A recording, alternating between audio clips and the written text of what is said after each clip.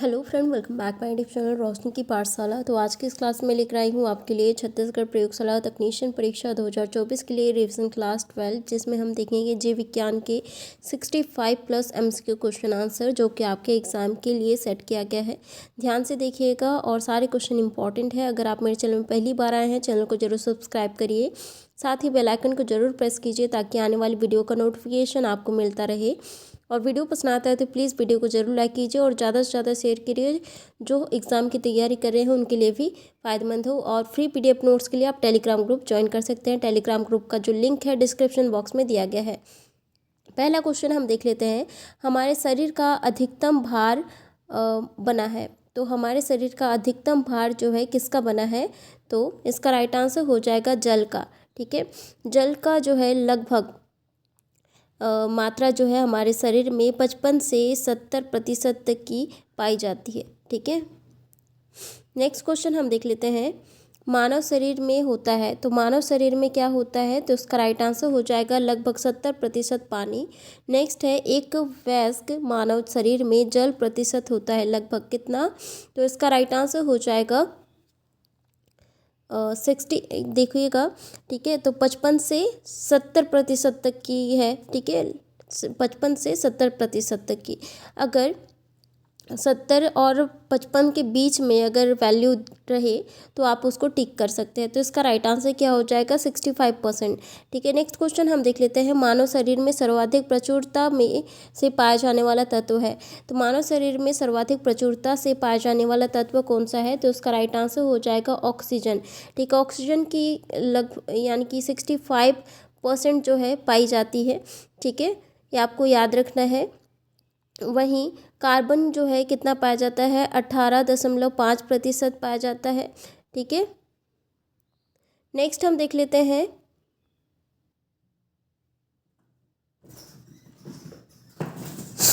Next है, मानव शरीर में अधिकतम मात्रा में पाया जाने वाला तत्व होता है, तो मानव शरीर में अधिकतम मात्रा में पाया जाने वाला तत्व कौन सा है?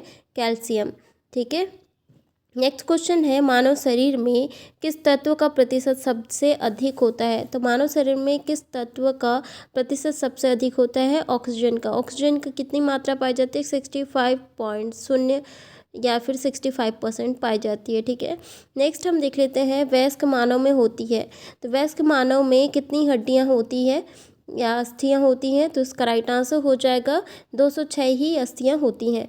नेक्स्ट है, मानव कंकाल में अब तक ज्ञात हड्डियों की संख्या है, तो इसका राइट आंसर हो जाएगा कितनी? 206।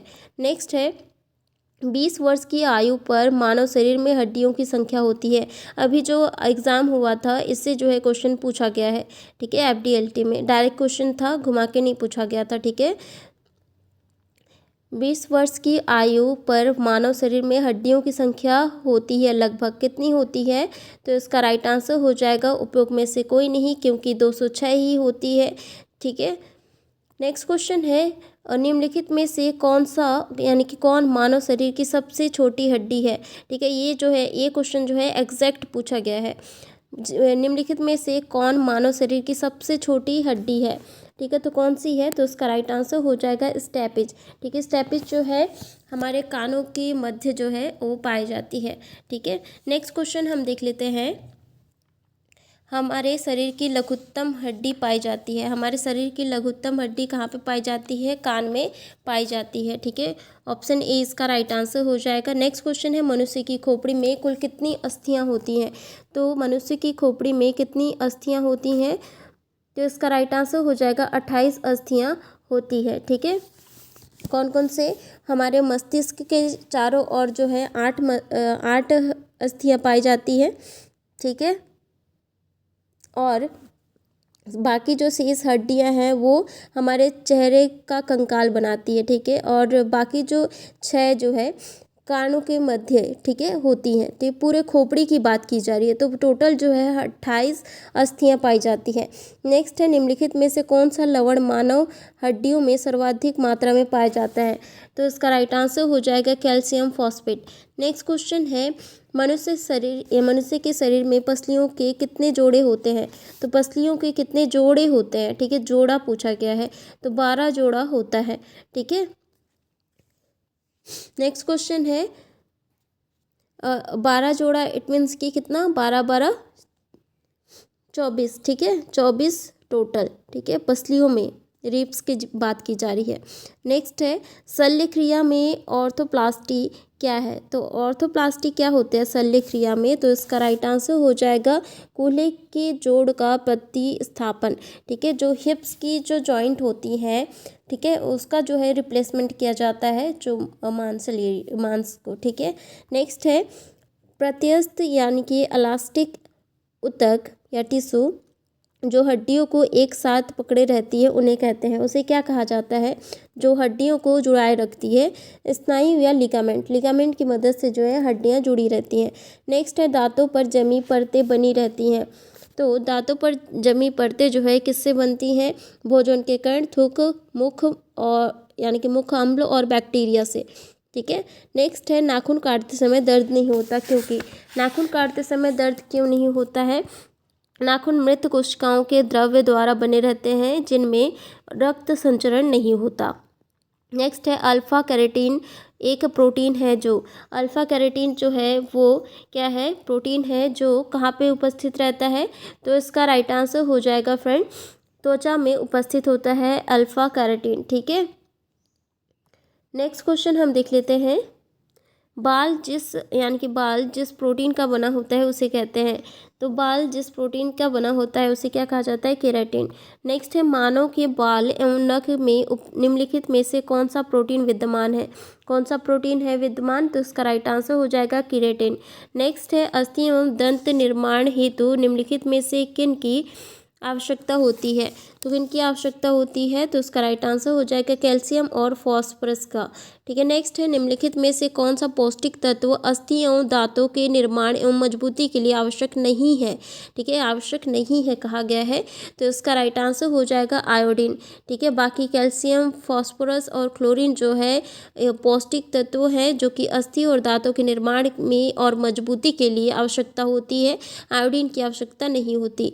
मनुष्य के जीवन काल में कितने दांत जो है 2 बार विकसित होते हैं, ठीक है, काफ़ी इंपॉर्टेंट क्वेश्चन है, मनुष्य के जीवन काल में कितने दांत जो है 2 बार विकसित होते हैं, ठीक है, तो इसका राइट आंसर हो जाएगा कितने, 20 दांत, ठीक है, 2 बार विकसित होते हैं, ठीक है। नेक्स्ट क्वेश्चन हम देख लेते हैं, निम्नलिखित में से कौन हमारे शरीर का सबसे दृढ़ भाग है, सबसे दृढ़ भाग कौन सा है, तो इसका राइट आंसर हो जाएगा दंत वल्क, ठीक है, दंत वल्क। नेक्स्ट क्वेश्चन हम देख लेते हैं, मानव शरीर में सबसे मजबूत मांसपेशियां कहाँ होती है, तो मानव शरीर में सबसे मजबूत यानी कि मांसपेशियां जो है कहाँ पे होती हैं, तो इसका राइट आंसर हो जाएगा जबड़ों में होती है सबसे मजबूत मांसपेशियां, ठीक है। फ्रेंड टाइम कम है इसलिए जो है ज़्यादा से ज़्यादा क्वेश्चन कराना चाहती हूँ आपको।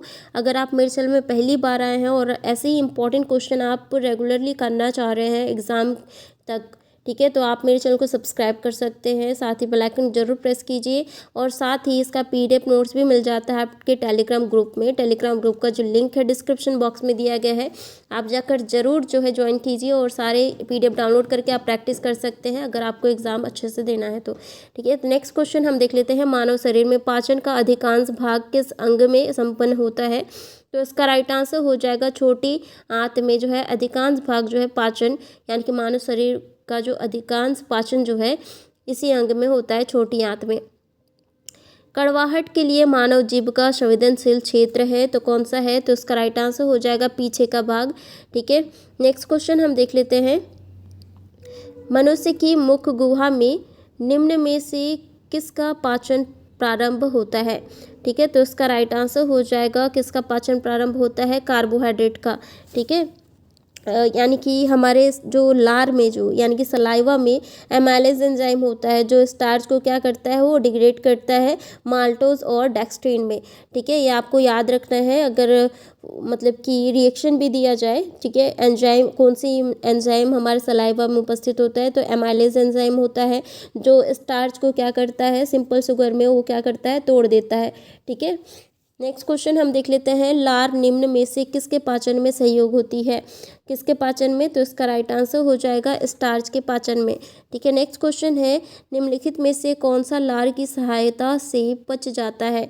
ठीक है, तो इसका राइट आंसर हो जाएगा क्या? स्टार्च। नेक्स्ट है, स्टार्च को जल अपघटन से ग्लूकोज बनाने वाला एंजाइम है, तो कौन सा है? स्टार्च को पाचन करने वाला इस एमाइलेज। ठीक है, नेक्स्ट है, मानव शरीर में यकृत वसा के पाचन में महत्वपूर्ण भूमिका निभाता है और कारण है कि यकृत दो महत्वपूर्ण वसा पाचक एंजाइम उत्पन्न करता है। ठीक है, तो इसका राइट आंसर क्या हो जाएगा?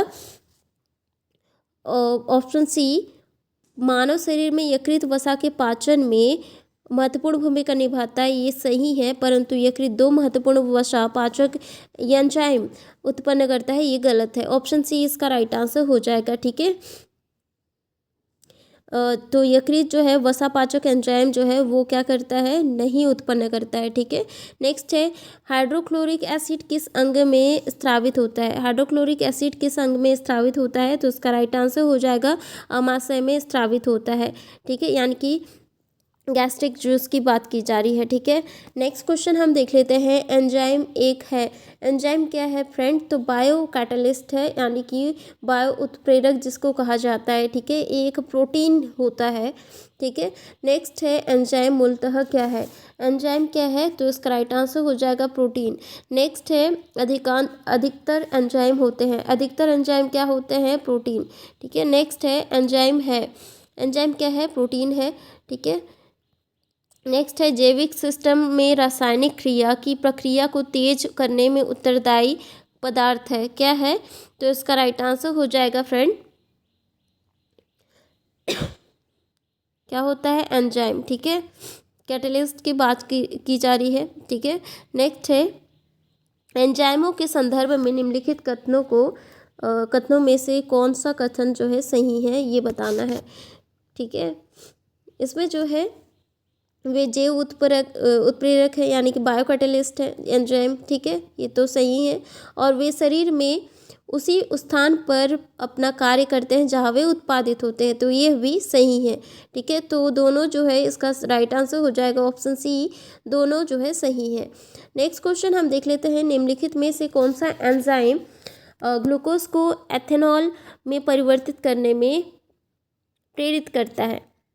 ठीक है, कौन सा एंजाइम जो है रिस्पॉन्सिबल है ग्लूकोज को इथेनॉल में जो है परिवर्तित करने के लिए, और यह जो है कहाँ पे इस एंजाइम का जो है काफ़ी फैक्ट्रीज में जो है यूज़ किया जाता है, तो इसका राइट आंसर हो जाएगा जाइमेज। ठीक है, अल्कोहल फैक्ट्री में यूज़ किया जाता है। नेक्स्ट है, निम्नलिखित में से किस एक की उत्पत्ति यकृत का कार्य है? ठीक है, तो इसका राइट आंसर हो जाएगा यूरिया। ठीक है, नेक्स्ट क्वेश्चन हम देख लेते हैं, लिपिड्स का पाचन निम्नलिखित में से कुछ की उपस्थिति में होता है? किसकी उपस्थिति में होता है लिपिड का पाचन? तो इसका राइट आंसर हो जाएगा फ्रेंड ऑप्शन सी, 1 और 2 सही है, यानी कि पित्त और लाइपेज का जो, यानी कि लाइपेज के माध्यम से जो है लिपिड का पाचन होता है। ठीक है, पेप्सिन क्या है? पेप्सिन जो है एक एंजाइम होती है जो प्रोटीन का पाचन करती है, लिपिड्स का पाचन नहीं करती। ठीक है, ऑप्शन सी इसका राइट आंसर हो जाएगा।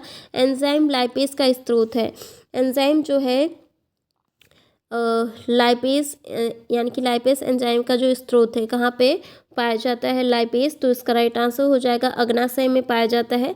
नेक्स्ट है, मानव तंत्र में निम्नलिखित में से कौन सा एक पाचक एंजाइम नहीं है? तो इसमें से पाचक एंजाइम कौन सा नहीं है? गैस्ट्रीन जो है पाचक एंजाइम नहीं है।